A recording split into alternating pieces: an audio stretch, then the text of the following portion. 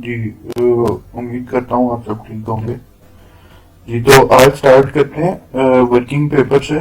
ये आप देख सकते हैं एक्सेल की शीट आपके सामने खुली हुई है। ठीक है, ये वर्किंग पेपर्स का फॉर्मेट है। इस तरह ये मैंने वर्किंग पेपर, अब बेसिकली हमें वर्किंग पेपर, आपको मैंने बताया था वर्किंग पेपर होते क्या हैं। अब हमने जो ये भी बताया था कि जितने भी लाइन आइटम्स होते हैं फाइनेंशियल स्टेटमेंट के, सबके वर्किंग पेपर बनाने होते हैं हम लोगों ने। तो मेरे पास ये कुछ चीजें हैं। अब सारे वर्किंग पेपर हम लोग बनाएंगे। तो मैं स्टेटमेंट ऑफ फाइनेंशियल पोजीशन के वर्किंग लाइन आइटम से स्टार्ट करता हूँ। ठीक है, तो ये है प्रॉपर्टी प्लांट और इक्विपमेंट का वर्किंग पेपर। ठीक है, प्रॉपर्टी प्लांट और इक्विपमेंट का तो मैं आपको समझाता जाऊंगा। ये साथ एक्सेल की शीट में वीडियो में नीचे लिंक में भी अटैच कर रहा हूँ। आप लोग इस शीट पे खुद प्रैक्टिस भी कर सकते हैं। ठीक है, शायद मैं आपको कुछ एक्सेल की पॉइंट्स बता दूंगा, हॉट कीज बता दूंगा, ताकि आपकी एक्सेल पे भी ग्रिप होती जाए। तो स्टार्ट करते हैं। सबसे पहले डेप्रिसिएशन पॉलिसी। डेप्रिसिएशन पॉलिसी ये है कि जो एंटिटी है जिसका आप ऑडिट कर रहे हैं उसकी डेप्रिसिएशन पॉलिसी क्या है। मैंने आपको बताया था आपने पॉलिसी चेक करनी होती है। ठीक है, तो ये वही है बेसिकली। तो स्टार्ट करते हैं। आहिस्ता आहिस्ता आपको सब समझ आने लग जाएगा, तो पेशेंस रखिएगा। Has management reviewed the depreciation policy during the period? Are there any changes in depreciation rates, methods and estimates? कहता है कि मैनेजमेंट ने डेप्रिसिएशन पॉलिसी जो रखी है वो पॉलिसी क्या है, उसमें कोई चेंज आया है इस पीरियड में। मतलब ये जो ईयर है जिसका हम ऑडिट कर रहे हैं, उस ईयर में डेप्रिसिएशन रेट में, मेथड में या ओवरऑल डेप्रिसिएशन पॉलिसी में किसी जगह पे भी कोई भी चेंज आया है। तो मैं यहाँ कर देता हूँ, मैंने पॉलिसी रिव्यू की, फर्ज करें कोई चेंज आया तो मैं इस लाइन में एक्सप्लेन कर दूंगा कि चेंज आया है। अगर कोई चेंज नहीं आया तो मैं यहाँ लिखता हूँ कि नो चेंज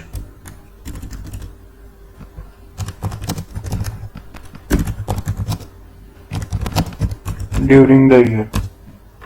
ठीक है, इस तरह मैं लिखता हूँ। फिर आगे चलते हैं, एक्सप्लेनेशन ऑफ चेंज। अब ऊपर वो कहता है कि चेंज आया है कोई तो एक्सप्लेन करो। अब जब कोई चेंज ही नहीं आया तो एक्सप्लेनेशन किस बात की, तो मैं यहां लिख देता हूं नॉट एप्लीकेबल। ठीक है, inspect the property plant equipment system to identify fully depreciated asset. वो कहता है कि जो ऐसी कोई इंक्वायरी की है ऑडिटर ने, मतलब आपने इंक्वायरी करते हैं ना, आप उसमें देखते हैं कि ऐसी कोई इंक्वायरी है कि कोई फुली डेप्रिसिएटेड एसेट है जो मतलब खत्म हो चुका है, अपनी जो उसकी यूजफुल लाइफ थी उस उतना यूज हो चुका है। वो ऐसा कोई एसेट है जो अभी भी उसकी यूजफुल लाइफ खत्म हो गई है लेकिन वो स्टिल कंपनी यूज कर रही है। अगर वो कोई एसेट है तो मैं यहाँ लिखूंगा कि यस, और साथ आगे डॉट डाल के एक्सप्लेन करूंगा कि कौन सा एसेट है। ठीक है, लेट सपोज मैं कहता हूं कि एक गाड़ी है, व्हीकल है, वो यूजफुल लाइफ खत्म हो चुकी है लेकिन फिर भी कंपनी उसे यूज कर रही है। तो मैं आगे लिख देता हूं, a vehicle used by company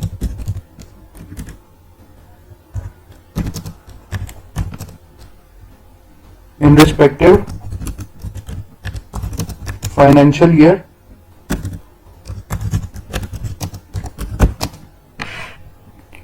आगे मैं ब्रैकेट डालता हूं और मैं व्हीकल का नंबर लिख देता हूं। प्रेस करें AAA000। ठीक है, फिर आगे चलते हैं।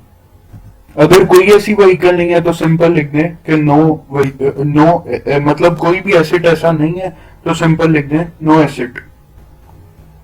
ठीक है, इसमें कोई सच कॉम्प्लिकेशन नहीं है। ठीक है,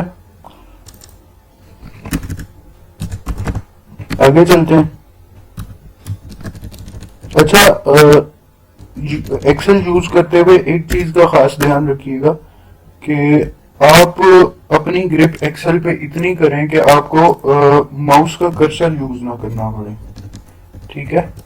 तो आपको हॉट कीज वगैरह आनी चाहिए और ये सब चीजें। तो मैं आपको बताता हूँ। अब ये देखें, ये वाला कॉलम है जिस कॉलम में मैं अभी हूँ, ये वाला कॉलम देखें, जब मैं इस पे आता हूँ तो ये पूरी मतलब रो सिलेक्ट हो जाती है। मतलब जितना जिधर जिधर लिखा हुआ है ना, जो एरिया है वो एरिया पूरा सिलेक्ट होता है। जबकि मैं इसमें आता हूँ तो ये सेल्स अलग अलग हैं, ये सेल्स आपस में कंबाइन नहीं है। ये वाले सेल्स आपस में कंबाइन है, ये वाले, और ये वाले सेल्स आपस में कंबाइन नहीं है।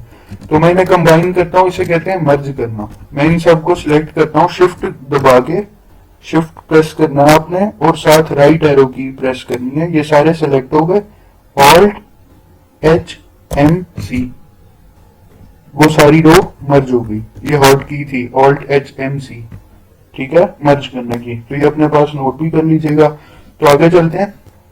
All the items recorded in accordance with entity accounting policy and disclosed appropriately in financial statements। देखिए, हमने चेक की उनकी पॉलिसी, फिर हमने फाइनेंशियल स्टेटमेंट्स चेक की, तो हमने ये एस्टीमेट नहीं, हम इस कंक्लूजन पे पहुंचे कि हाँ यार, उन्होंने जो अपनी जो अकाउंटिंग पॉलिसी बताई हुई है उसके मुताबिक ही उन्होंने सब रिकॉर्डिंग्स, प्रॉपर्टी प्लांट और इक्विपमेंट को लेकर उन्होंने उसी के मुताबिक सब रिकॉर्डिंग्स की हुई है। तो मैं यहाँ लिख देता हूँ यस। अब देखें, ये शुरू से स्टार्ट हो रहे हैं ना सारे, मतलब इसकी ये जो मैं राइटिंग कुछ भी लिखता हूँ तो वो स्टार्ट से शुरू हो रहा है। जबकि मतलब ये देखिए, इधर कोई स्पेस नहीं है, जबकि ये मिडल में आ चुका है।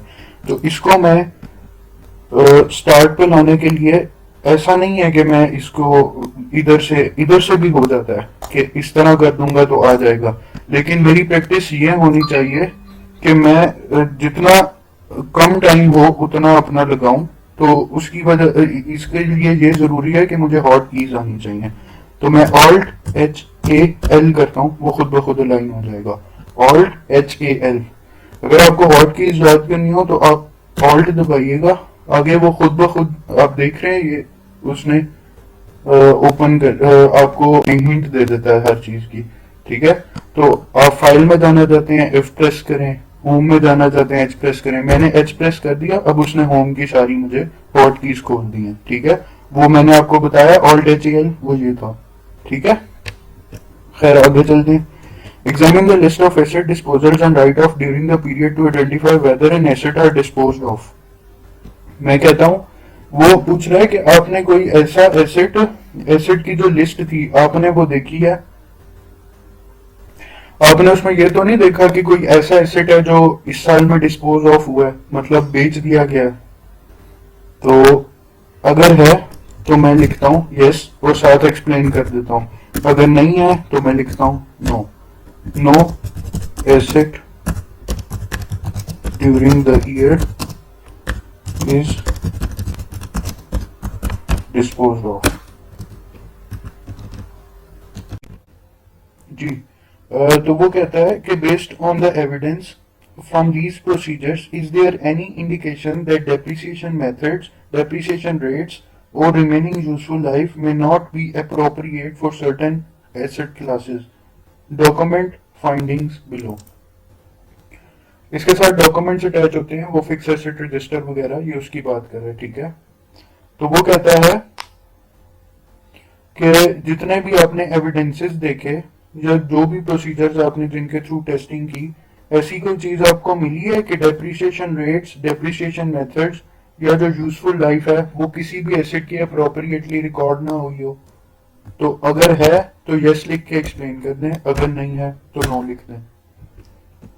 तो डेप्रिसिएशन पॉलिसी खत्म होगी, मैं इसको कलर कर देता हूँ।